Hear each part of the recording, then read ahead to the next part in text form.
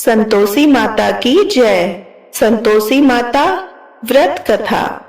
एक गांव में एक बुढ़िया रहती थी जिसके 7 बेटे थे। 6 बेटे कमाने वाले थे और एक बेटा निकम्मा था। बुढ़िया माँ 6 पुत्रों का झूठा 7वें पुत्र को देती। 7वां पुत्र एक दिन अपनी पत्नी से बोला, देखो मेरी माता का मुझ पर कितना प्रेम है। वह बोली, क्यों नहीं, सबका झूठा बचा हुआ तुमको खिलाती है। वह बोला, जब तक आंखों से न देखे मान नहीं सकता। पत्नी ने हंसकर कहा, देख लोगे तभी तो मानोगे। कुछ दिन बाद एक बड़ा त्योहार आया। घर में 7 प्रकार के भोजन और चूरमा के लड्डू बने। वह पत्नी की बात को जांचने के लिए सर दर्द का बहाना बनाकर पतला कपड़ा सिर पर ओढ़कर रसोई में जाकर सो गया और कपड़े में से सब देखता रहा। 6 भाई भोजन करने आए। उसने देखा माँ ने उनके लिए सुंदर सुंदर आसन बिछाए, 7 प्रकार की रसोई परोसी, आग्रह कर करके उन्हें भोजन कराती रही। वह देखता रहा। 6 भाई भोजन कर उठ गए।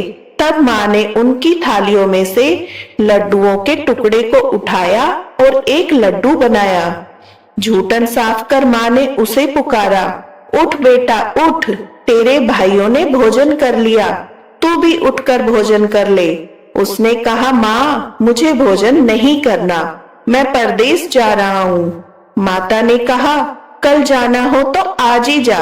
वह बोला, हाँ हाँ जा रहा हूँ। यह कहकर वह घर से निकल गया। चलते समय उसे पत्नी की याद आई। वह गौशाला में कंडे थाप रही थी। वहां जाकर वह बोला, मेरे पास तो कुछ नहीं है, यह अंगूठी है सो ले लो और अपनी कोई निशानी मुझे दे दो। वह बोली, मेरे पास क्या है, यह गोबर भरा हाथ है। यह कहकर पत्नी ने उसकी पीठ पर गोबर के हाथ की थाप मार दी। वह चल दिया। चलते चलते दूर शहर में पहुंचा। वहां एक साहूकार की दुकान थी। वहां जाकर बोला, सेठ जी मुझे नौकरी पर रख लो। साहूकार को नौकर की सख्त जरूरत थी। साहूकार ने कहा, काम देखकर तनख्वाह मिलेगी। उसने कहा, सेठ जी जैसा आप ठीक समझे। उसे साहूकार के यहाँ नौकरी मिल गई। वह वहां दिन रात काम करने लगा। कुछ दिन में दुकान का लेन देन, हिसाब किताब, ग्राहकों को माल बेचना, सारा काम करने लगा। साहूकार के 7-8 नौकर थे। वे सब चक्कर खाने लगे, लेकिन उसने अपनी लगन, परिश्रम, ईमानदारी के साथ सभी को पीछे छोड़ दिया। उसे अपने किए का फल मिला। सेठ ने भी उसका काम देखा और 3 महीने में ही उसे मुनाफे में साझीदार बना लिया। परिश्रम करते करते 12 वर्ष में ही वह नगर का नामी सेठ बन गया और सेठ अपना सारा कारोबार उस पर छोड़कर चला गया। इधर उसकी पत्नी पर क्या बीती वह सुने। सास ससुर उसे दुख देने लगे। गृहस्थी का काम कराकर उसे लकड़ी लेने जंगल में भेजते। इसी बीच घर की रोटियों के आटे से जो भूसी निकलती उसकी रोटी बनाकर रख दी जाती। फूटे नारियल की नरेली में पानी दिया जाता। इस तरह दिन बीतते रहे। एक दिन वह जब जंगल में लकड़ी काटने जा रही थी, रास्ते में बहुत सी स्त्रियां संतोषी माता का व्रत करती दिखाई दी। वह वहां खड़ी होकर पूछने लगी, बहनों यह तुम किस देवता की पूजा करती हो और व्रत कर रही हो? इसके करने से क्या फल होता है? इस व्रत के करने की क्या विधि है? यदि तुम अपने इस व्रत का विधान मुझे समझाकर कहोगी तो मैं तुम्हारा एहसान मानूंगी। उनमें से एक स्त्री बोली, सुनो यह संतोषी माता का व्रत है। इसके करने से निर्धनता, दरिद्रता का नाश होता है, लक्ष्मी आती है, मन की चिंताएं दूर होती है, मन की प्रसन्नता और शांति मिलती है, निपुति को पुत्र मिलता है, प्रीतम बाहर गया हो तो वह शीघ्र लौट आता है, कुंवारी कन्या को मनभावन पति मिलता है, चलता मुकदमा खत्म हो जाता है, ग्रह क्लेश की निवृत्ति हो जाती है, मुख शांति होती है, घर में धन जमा हो, धन जायदाद का लाभ होता है, तथा जो भी मन में कामना हो वह संतोषी माता की कृपा से पूरी हो जाती है, इसमें कोई संदेह नहीं। वह पूछने लगी, यह व्रत कैसे किया जाता है, यह भी बताओ तो बड़ी कृपा होगी। वह स्त्री कहने लगी, बिना परेशानी, श्रद्धा और प्रेम से जितना भी हो सके प्रसाद लेना, 5.25 पैसे से 5.25 आने का, और इससे भी ज्यादा शक्ति और भक्ति के अनुसार गुड़ और चना लेना। हर शुक्रवार को निराहार रहकर कथा कहना और सुनना। इसके ओम बीच कम नहीं टूटे। लगातार नियम के पालन करना। सुनने वाला कोई न मिले तो घी का दीपक जलाकर उसके आगे जल का पात्र रखकर कथा कहना, परंतु नियम न टूटे। जब तक कार्य सिद्ध न हो नियम पालन करना। कार्य सिद्ध हो जाने पर व्रत का उद्यापन करना।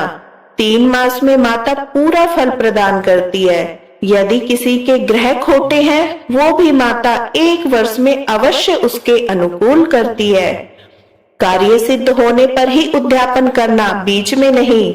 उद्यापन में 2.5 सेर आटे का खाजा और इसी अनुसार खीर और चने का साग बनाना। 8 बच्चों को भोजन कराना। जहाँ तक मिले देवर, जेठ, भाई, बंधु, कुटुंब के लड़के लेना। न मिले तो रिश्तेदारों और पड़ोसियों के लड़के बुलाना। उन्हें भोजन करा, यथाशक्ति दक्षिणा दे। माता का नियम पूरा करना। ध्यान रखना उस दिन घर में कोई खटाई न खाए। यह सुन वह वहां से चल दी। रास्ते में लकड़ी के बोझ को बेच दिया। उन पैसों से गुड़ चना ले माता के व्रत की तैयारी में लग गई। रास्ते में संतोषी माता के मंदिर में जा माता के चरणों में लौटने लगी। विनती करने लगी, माँ मैं दीन हूँ, निपुट मूर्ख हूँ, व्रत के नियम कुछ जानती नहीं, मैं बहुत दुखी हूँ। हे माता मेरा दुख दूर कर, मैं तेरी शरण में हूँ। माता को याद आई, एक शुक्रवार बीता कि दूसरे शुक्रवार को ही उसके पति का पत्र आया।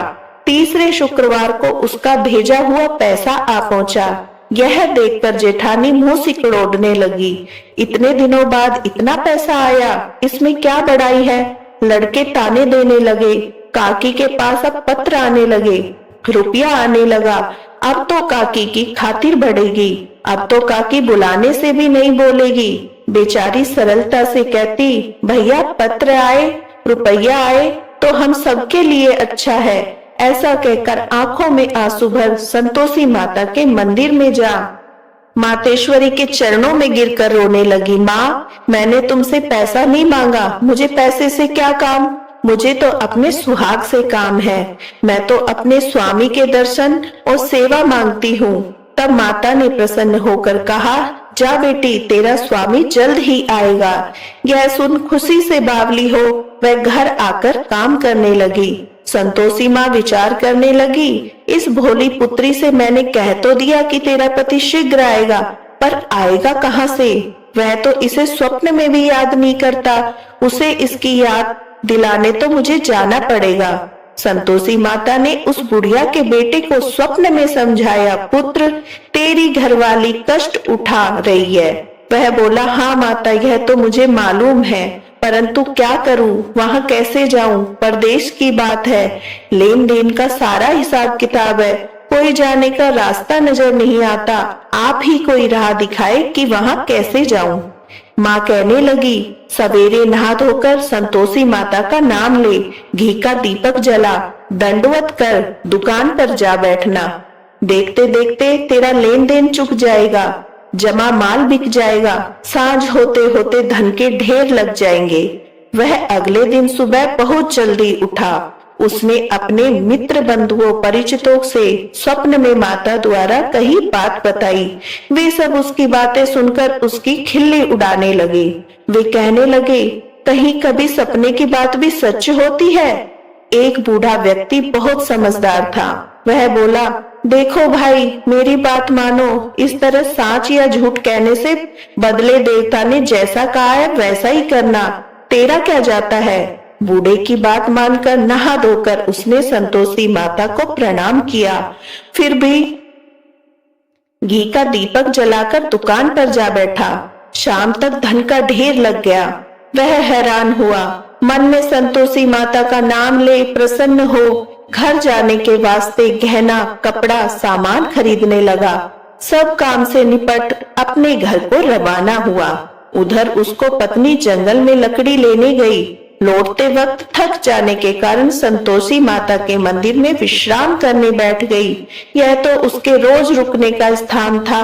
धूल उड़ती देख उसने माता से पूछा, हे माता, यह धूल कैसी उड़ रही है? माता ने कहा, हे पुत्री, तेरा पति आ रहा है। अब तू ऐसा कर, लकड़ियों के 3 बोझ बना, एक नदी के किनारे रख, दूसरे मंदिर पर, तीसरा अपने सिर पर रख। तेरे पति को लकड़ी का गट्ठा देखकर मोह पैदा होगा।